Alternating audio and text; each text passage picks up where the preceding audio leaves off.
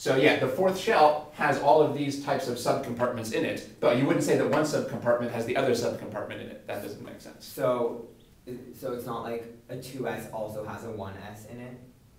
Let's see. I guess, well, we wouldn't say that the 2s subshell has the 1s in it, but we would say that an atom that is putting electrons in its 2s orbitals probably is also putting other electrons in the 1s orbitals. So they all of these exist in the atom. Atom, that's right. Okay. Now, I guess there's a kind of ambiguity. Sometimes when we say 2s, we mean the specific 2s orbitals. But sometimes when we say 2s, we mean an atom whose topmost shell is the 2s. And those are two different ways of speaking. So if you're talking about a 2s atom, well, the 2s atom also probably has electrons in the 1s orbitals as well, because those are all part of the atom. But if you're talking specifically about 2s type orbitals, well, those don't also have 1s orbitals in them. They're just all in the same atom.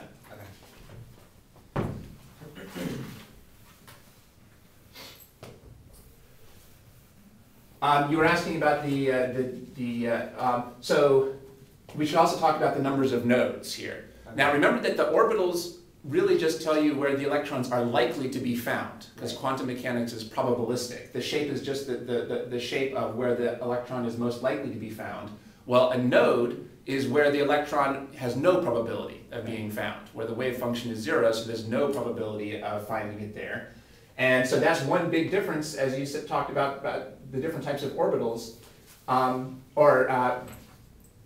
So when you're in, say, the nth shell, all the orbitals have n-1 total number of nodes in them, where they can't be found. And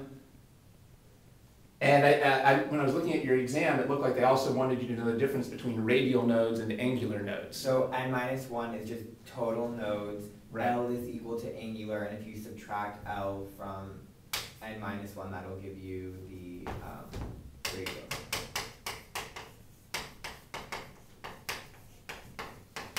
Yeah, the L number tells you the number of angular nodes. That's right. And then the number of radial nodes is whatever is left over. The number of radial nodes plus the number of angular nodes equals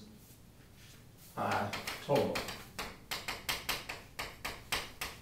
number of nodes. The total number of nodes we already know is n-1, and the number of angular nodes is L. And then if we simply did n-1 minus L, that would give us the number of radial nodes.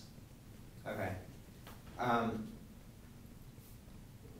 So like in these kind of graphs, where it hits 0, is that telling you there's no probability because it's hitting a node? Yes. Okay. That's right. Right. Okay. So they tend to give you graphs that show the value of the wave function at certain distances, and when the value of the wave function is at 0, that's the definition of a node. That's right. Okay. Well, let's try to actually do some examples here to get some better intuition for this. So let's think about, say, a hydrogen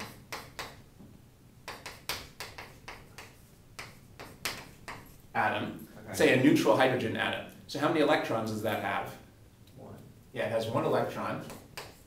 And let's put this in its ground state. So where is it going to put its 1 electron? N-1? Yeah, it's going to put it in the first shell. And what type of subshell is it going to put in it? What type of L? S. Yeah, it'll put it in S. So we would say that it has a single spherical orbital, and that's where the 1 electron is. So the 1 electron is in this region of space. So this we could call a 1s orbital. Now, what's the total number of nodes in this orbital? Or yeah, 0.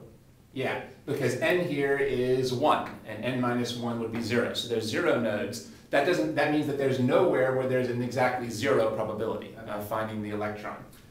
And how many angular nodes does it have? 0. Yeah. Because L is 0. And S doesn't have angular nodes. That's right. And we can see that from this rule. L here is 0, right? Well, if L is 0, there would be 0 angular nodes, and then obviously 0 radial nodes. Okay. Now let's suppose that we were talking about helium.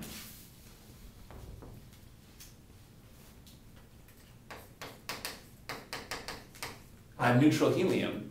So it has one extra electron. Where's it going to put that electron? Can't it put two in one? Yeah. Yeah, there's room for 2 electrons in an orbital, so that would go here as well. Now would be a good time to introduce another type of quantum number. So what's the next type of quantum number after n and L? Right, well that's sometimes called m sub L. Yeah. I think this is sometimes called the magnetic quantum number. Well, if you know what L is, what's the rule for figuring out the possible values of m sub L? Negative Negative L to positive. Yeah, negative L to 0.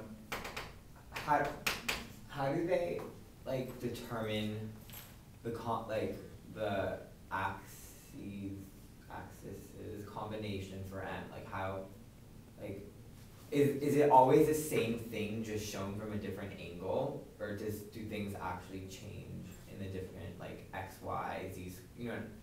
I'm not sure if I quite understood that. Why don't we try to work out some examples, Okay. and then maybe your answer, maybe will answer the question.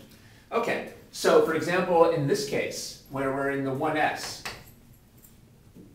so we're in L equals 0. So what are the possible values of m sub L? 0. Yeah, the only possible value of m sub L here is 0, because L is 0. So 1s just has ml equals to 0. Okay. And that would be true for both hydrogen and helium. Hydrogen and helium have n equals 1, L equals 0, and ml equals 0. And then there's one more quantum number, which is the spin quantum number. And what values can that take? Plus or minus a half. Right. And then the Pauli exclusion principle says that any 2 electrons in an atom can't have all 4 numbers the same. There must be some difference between their 4 numbers. They're excluded from having the same 4 numbers. This explains why there can only be 2 electrons in an orbital. There can be an electron with a negative 1/2 spin and an electron with a positive 1/2 spin, but then that uses up all the quantum numbers for that orbital. So in helium, there must be 2 electrons in here, one with a negative 1/2 and one with a positive 1/2. So every m sub L, if you have, let's say you have negative 1, 0, and 1, those are 3 different orbitals, all Right. in the same atom.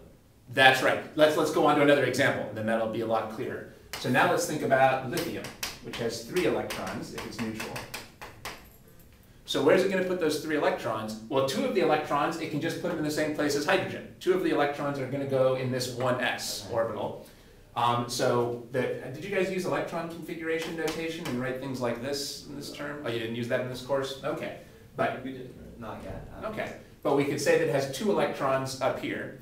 And now it has 1 more electron that it has to place, but there's no more room here in the 1s. So it has to go to the 2s. That's right. Now it's going to go, so now it's going to start putting things in the second shell, n equals 2.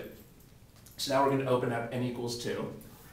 Now, when n equals 2, let's think about what the variable pockets are in this shell. So what are the possible values for L? 0 and 1. Yeah, the possible values are 0 and 1 for L. What's another name for L equals 0? S. And another name for L equals 1? P. Right. Okay, and going back to here, what would m sub L be when for S? 0. 0. Yeah, we've already seen that there's only one type of s orbital, which is when ml equals 0, because here L equals equal to 0. Now how about here when L is equal to 1? Negative 1 and 0, 1. Now these are the possible values of m sub L. Now there's other names for these as well. This could also be called the p sub x orbital. This could be called the p sub y orbital. And this could be called the p sub z orbital. So again, what does L tell you? L tells you the type of orbital shape. And then m sub L indicates the orientation of those orbitals. So for example, there's only one orientation for an s orbital, because it's spherical. So it's the same from every direction. Does orientation just tell you how you're going to look at it? Basically what we're saying is, draw one orbital and call that the p sub x. Okay. Then draw another orbital that's oriented perpendicularly to the first one, and you can call that p sub y. And then draw a third orbital that's perpendicular to the first two, and then you could call that p sub z. So the exact orientation that you draw the first orbital in is pretty much arbitrary, but the point is that the other 2 orbitals have to be perpendicular to the first orbital and to each other. It doesn't really matter whether you could have called this p sub y, this p sub z, and this p sub x.